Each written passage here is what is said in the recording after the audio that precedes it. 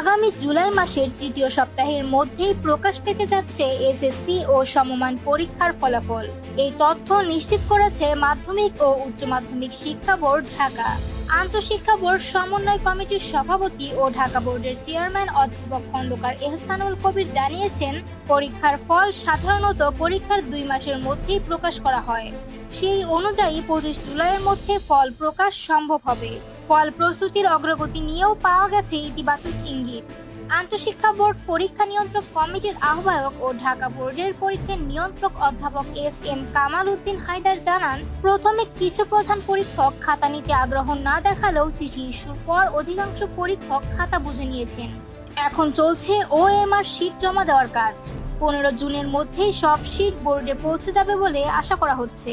এরপরই চূড়ান্ত হবে ফল প্রকাশের নির্ধারিত দিন। আপাতত OMR শীট স্ক্যানিং এবং নম্বর ইনপুটের কাজ চলছে পুরোদমে। প্রসঙ্গত, চলতি বছরের এসএসসি ও সমমানের তৃতীয় পরীক্ষা শুরু হয় 10 এপ্রিল এবং শেষ হয় 13 মে। ব্যবহারিক পরীক্ষা শেষ হয়েছে 25 মে। এবারের পরীক্ষায় মোট 19,28,000 শিক্ষার্থী ফর্ম পূরণ করলেও 30,000-এর বেশি পরীক্ষার্থী এক বা একাধিক বিষয়ে অনুপস্থিত ছিলেন। শিক্ষা উপদেষ্টা অধ্যাপক চৌধুরী রফিকুল আবরারও জানিয়ে দিয়েছেন, 60 দিনের মধ্যে ফল প্রকাশের যে রেওয়াজ সেটি ধরে রাখার সর্বোচ্চ চেষ্টা চলছে। পরীক্ষার প্রথম দিনই তিনি বলেছিলেন, যদি রেওয়াজ থাকে নিশ্চয়ই আছে, আমরা আপ্রাণ চেষ্টা করব সেটাই ধরে রাখার।